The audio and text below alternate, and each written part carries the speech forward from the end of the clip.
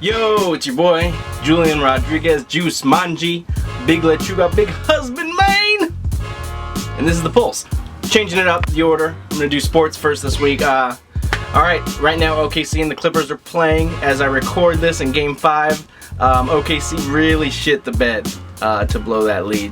You know, I've never really fucked with Scott Brooks. I've never thought highly of him, but if they don't make the finals, I gotta think that they're gonna move on and get a new coach, because just his offensive repertoire, his just, he doesn't, with KD and Russ, a team should never stall out like that in crunch time of a very big playoff game. There's no excuse for that. You know, just too much. I was just in awe of how that game boiled down. The Wiz just won today to force it to Game 6. I did not watch that game, so I can't give you my thoughts. I do think the Pacers will eventually win that series, whether it's in Game 6 or Game 7. I think they get it together and win, which I think, you know, makes them interesting in the Eastern Conference Finals, because the Heat certainly don't look invincible by any stretch of the imagination. So that should be interesting to see. Spurs making it look easy against Portland. I know Portland got Game 4 to avoid the sweep, but god damn, those Spurs are good. I'm gonna have a hard time picking against them in the conference finals.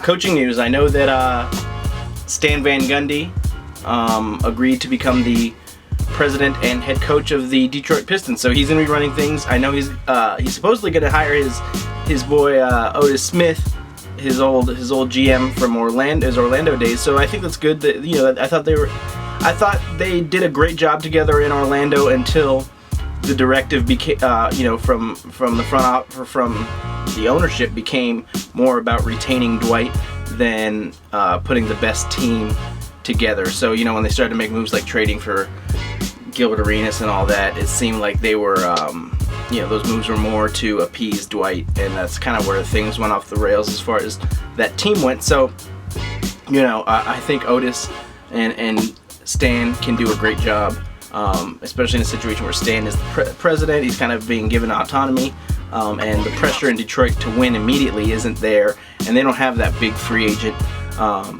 potential free agent looming over their head, to where the ownership is going to want to, you know, move heaven and earth to keep that player. So I think that's a good look for them. All right, NFL draft.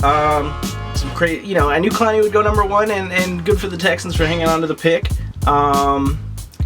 I'm waiting to see what quarterback the Texans pick up. You got to figure that they're probably talking with the Patriots about Ryan Mallett, because they didn't draft. I don't think that they're really planning on making Savage their quarterback of the future. Shit, they need a quarterback now.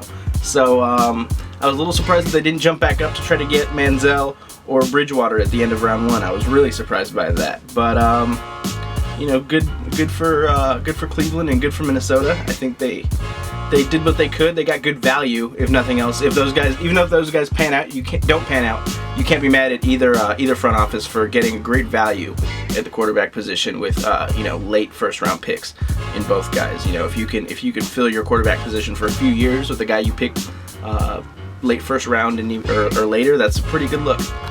Blake Bortles at number 3 though. Nah. All right, now let's talk about kicks. This weekend, I guess the Everglades got pushed back. That's unfortunate. But I do believe, I haven't seen anything otherwise, but I do think that the Everglades option will still be on Nike ID, so that'll be dope. Which I'm glad, because like I don't want to have to like wonder if I can cop the other ones and then not like any of the ID options. I know that if you liked the Everglades option and were considering the ID, that probably would have been something that you were kind of irked over. So it's good. It's good that we don't got to worry about that. Nothing else really big on the radar. The penny pack I'm not really looking after. It's the foams look like some WNBA Ps to me. I don't really fuck with them.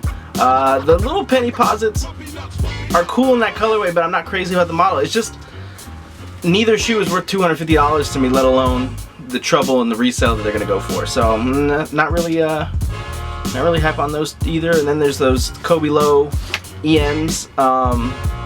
I don't know what they're calling them, but they kind of got a teal, yellow, purple kind of colorway to them with a pattern on the upper. Those those are all right. I'd like to that option is also going to be on ID this weekend, so you have that as well. You know, it's probably Super GR. They're probably not going to sell out. But you know, it's kind of slow. I think you know, people are anticipating the whatever, you know, if it's KD or LeBron. You know, unfortunately, if it's the Pacers or the Spurs or the Clippers, we probably won't get any cool championship colorways. But people are waiting on that. People want to see the MVP KDs, and people are still waiting on them damn 2K14 LeBrons and what the LeBrons were taken off the release calendar. You know, there's some rumors that, you know, yada yada, that what the LeBrons are the 2K14s, and you know, all the delays they're having with the LeBron 11 have been really unfortunate, because I think it started off well as a really good looking shoe, and they made a lot of lackluster colorways, and then with their ID programs and in some of the more desirable colorways now, like with the Everglades and the what the LeBrons, which are taken off the release calendar. So I don't know if that's a delay or not. And the 2K14s, which is the colorway everybody wants to see most, and those have been delayed time after time. Clearly they're having production issues with the shoe. And then to make matters worse, LeBron has barely worn the shoe. He's been wearing the Zoom Soldier 7. You know, it's a huge fail to have, you know, one of your signature athletes, you know, the biggest signature athlete in the world right now that's current, obviously, though, or in American pro sports. I don't know, there might be some soccer motherfucker who does bigger numbers than LeBron overseas. But in any case, Nike's biggest domestic athlete, wasting one of his prime years, a potential three-peat year, and he's barely worn the shoe. It's unfortunate. It's an unprecedented level of fucking up from Nike, and it's a real disappointment. But I hope, you know, there's still time. I hope the whatever championship, if the Heat win, whatever championship shoe we get is dope. I hope the 2K14s end up being dope, and I like the LeBrons. I'd be kind of disappointed if they were the same shoe, because, you know, I just think that they should be different shoes. But in any case, there's still time. They can still get it right, and maybe we won't remember all the fuckery. Alright, hip hop. This is gonna be like a 2-week segment. I'm gonna share with you guys some of what I think are some of like the most hilariously bad rap lyrics that come to mind.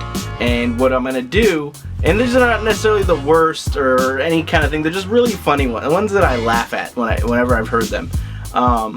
And what I'm gonna do is I'm gonna share mine, and then I want you guys in the comments to share a bunch of yours. And then I'll share some of them next week, some of you guys' comments, along with some more that I add and whatnot. So I'm going to share some of these with you guys now.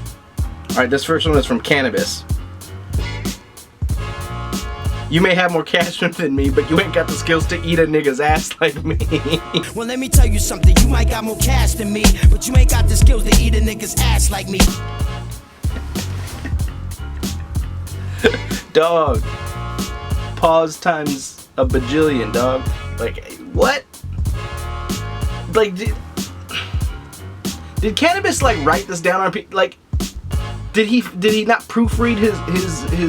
And this is on a diss record, so it's not some shit that I know. This is on, you know, first round knockout or second round knockout. I'm sorry, his diss to LL Cool J. This is like the seminal moment of Cannabis' career, and you can't tell me he didn't proofread that, look over that verse. How many times do you think he went over that and didn't think to change the lyrics? Like, oof.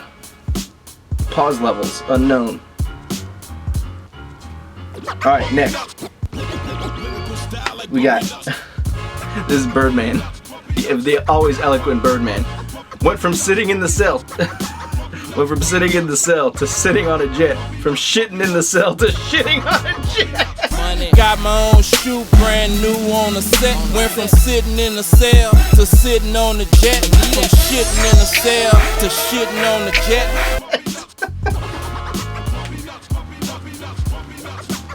Birdman's so bad at rapping, dog. Nobody cares where you shat, Birdman.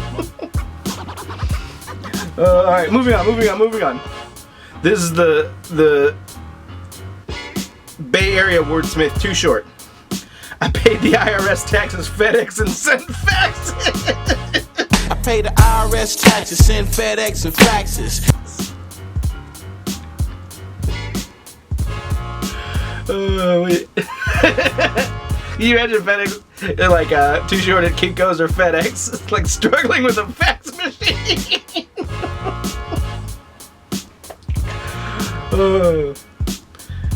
All right, this is a especially stupid one. This is Young Jeezy in the song "Leave You Alone."